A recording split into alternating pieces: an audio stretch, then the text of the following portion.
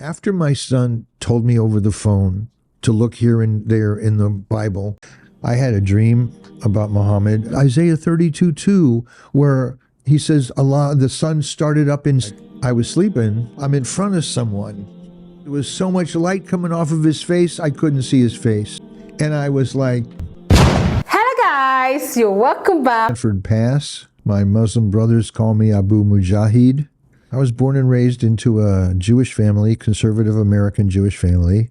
My parents were good and decent people, and they taught me monotheism at a very early age. Singing and saying, "Hear, O Israel, the Lord our God is one." Yeah. These were my earliest remembrances of any spiritual training, and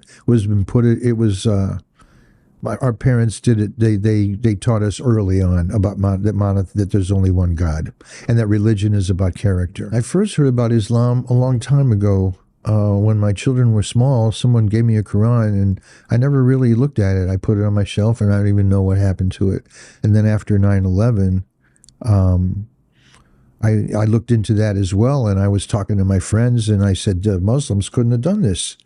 And my friend said, "What are you, defending Muslims?" I said, "No, I'm just defending the truth here. It doesn't make any sense."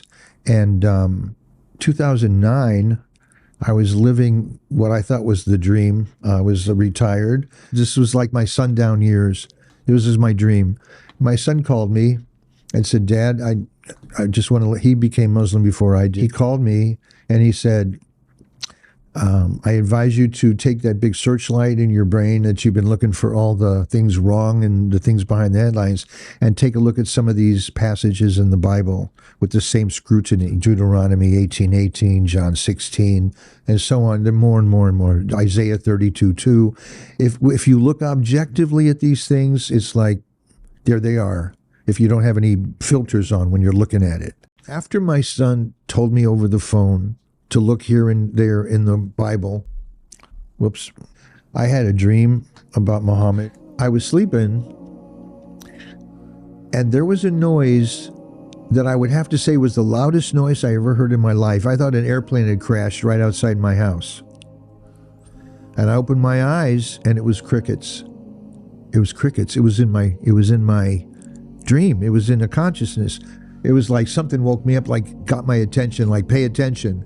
Okay, then I'm sleeping, and all of a sudden, I'm in front of someone, and he's a little bit higher than I am, and he's sitting like, cross-legged, and he's got a white turban on, but he's got a gold shawl over his shoulders. It's hanging down. He's in white, and I didn't see his face because there was so much light coming off of his face, I couldn't see his face. And I just felt, I couldn't see it, but I felt a big smile. I just felt a really big smile, but I couldn't see the smile. But again, words are only 10%. Remember, the frequency was, he was happy to see me. And I was like, there were no words. That was it. And then I told my first imam about this, and he said, that was Prophet Muhammad, peace be upon him. And it was like a welcome, like, hell, welcome, It was like, we've been watching you all these years, and come on in now, you're ready, you're ripe. Chest opened up like a French doors, and tears were flying out of my face like birds. It wasn't like they were rolling down my cheeks. They were flying out. I watched them. The tears were actually, and I was going, what's going on here? It was like, welcome. This is the truth. And I felt intuitively the thread of the straight path going back to Abraham because I'd studied Hebrew school, and I'd been in a monastery on part of my journey. I was looking everywhere. I had 3 years in a monastery. So I studied the Bible, the New Testament. I knew the Old Testament somewhat from being Jewish. And my son had called me and told me to look. I'm sitting there looking at the Bible, and I'm looking at the words. I was sober in all ways, and I was looking at this book, and it was as if someone had highlighted with a yellow highlighter. A three-dimensional yellow highlighter had been drawn across the words that my son told me to look at.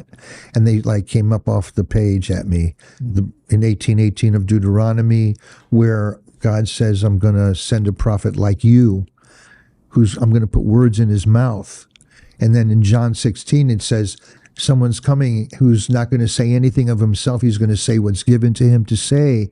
And I saw the mirror image. I saw the parallel of, I saw Isaiah 32:2. I'm getting goose flesh just talking about it. Isaiah 32:2, where he says, Allah, the sun started up in Seir. No, it started up at Sinai, and then it came up higher in Seir, and then it crested at Paran. And I did some research into that, and what that's referring to is that Allah gave Musa, peace be upon him, the tablets, the law at Sinai. Yeah. Jesus, peace be upon him, overcame Shaitan at Mount Seir, and Paran is the ancient name for Mecca, where Muhammad was born, peace be upon them all. And when this hit me, it was like, I don't care what anybody else says about it. Allah showed me this is true. I struck gold, and I'm saying it's that invisible gold. You can't see it, but you can feel it. And it all made perfectly, it all just clicked. And at that moment, it felt like my rib cage opened up like French doors, and my heart just was on a continual explosion. That was not a bad explosion, but an incredible explosion that was just energy and love and being accepted. Allah accepted me. It's like you can't just walk in the door and say, hi, I'm a Muslim now. It's not just saying the Shahada. There are conditions involved. You got to be sincere. You got to want this. It's not religious. You're not shopping in the religion grocery store. This is home. Allah created everything and everyone, everywhere and every when. That's who we worship. We worship the God of Abraham. And so how I felt was, it's ineffable. I felt like I was exploding without dying. I felt like parts of me that were dead were blowing away, and I felt like I was regenerating into a whole different person. I took my Shahada shortly after that experience on the phone with my son and some witnesses on the phone. I became Muslim. The most natural and spiritual thing that ever happened to me. Islam was the continuation of what they had all. It was like the continuation of the straight path, the continuation of monotheism to humanity. And Islam, what attracted me is like it's a way of life. It's not just a ritual system. It's everything from going to the bathroom to getting married to civil law to criminal law to economics to family life to child rearing. It's a whole way of life. It's not just a religious system to speak of, and it was designed and perfected by Allah for all humanity. And in the last 15 years, what I'm finding is that it works. Whoever's listening to this, only 10% of what you're getting from me is my words. Feel me, feel my heart, open your heart, open your mind. Don't worry, your opinions will be there when you come back. Drop them for now and just listen objectively and let yourself feel me in my heart, from me to you through the waves. And because the words are just part of it. See, we all come into this world, we all leave this world alone, and we all come to God alone. This is a personal journey. There's so many words in this world, so much mis and disinformation, so many books, so many interpretations. You've got to be like Luke Skywalker in Star Wars, where Obi-Wan says, trust the Force. But I don't mean that. I mean, trust Allah.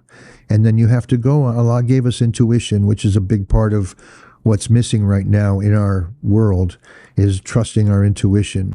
All right, guys, that was a very beautiful video, but I'm will I say I'm confused, or I just don't understand what I just watched, because how can you say you're a Jewish man and your son is a Muslim, and your son told you to go and read the Bible, then from there you had a dream? Why is that you didn't tell us anything about, Torah? Torah is the book for Jewish people. Why is that you didn't tell us anything about Torah? You only told us about the Bible and about Islam. And I'm thing that actually, shocked me the most was when he made mention of Isaiah. He made mention of one passage of the Bible, and he said, Allah said this. Why did they write it in the Bible that Allah, the word Allah? They wrote God. I never come across any place in the Bible where they wrote Allah directly, that they wrote Allah in the Bible, because I'm kind of lost. Why is it talking about Allah and is quoting from the Bible? Why are you not talking about Allah quoting from the Quran? Why is it so? Or did he? I don't think he made mistake, because it doesn't make sense to me. And the person that interviewed him should have asked him questions like, I don't get that part. Or am I the only one not seeing it? Like, to me, it doesn't make sense to me. The difference between you saying, oh, you read the Bible, then later you had this dream. Oh, that one is okay. Later had a dream. And what made you confirm that it was Prophet Muhammad? Because of the way Muslim wear their something in form of turban, but it's not turban, like the way they wrap their head. It saw somebody like that in his dream, and he could not see the man's face. But my and again, one thing that actually came to me as a surprise, that you had you read the Bible, but it was somebody else you were seeing in the Quran. Sorry, in your dream. You had, you read the Bible. Why is that you didn't see Jesus in your dream? Why is that you went to see Prophet Muhammad? Because you didn't read the Quran, it was the Bible you read. That's another question I need clarification on. I need it to be answered. Please answer me. I'll really love it when if you guys can give me an answer to this question in the comment box. And the second one that I didn't get well was him quoting the Bible and saying it is God that it is Allah. Sorry, it is Allah that said this. Why is it not God? How come Allah and the Bible, how did they match? They do not match. There's no place they mention the word Allah.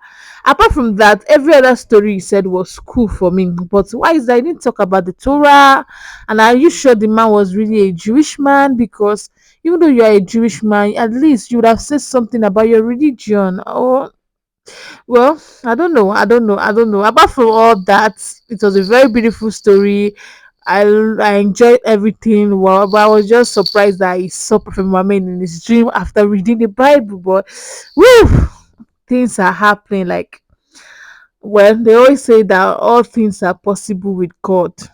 Without God, nothing is impossible. You get, all things are possible with God. And that was a very beautiful video. I really enjoyed every bit of it. Let me know your point of view, guys. Thank you so much for watching. Don't forget to smash the subscribe button for more. Please, guys, like, share as many people to see this video, and comments, guys. I'll be reading your comments in the comment box. I'll really what you have to say, your review on it. Thank you so much. I'll see you guys in the next one. Catch ya. Bye.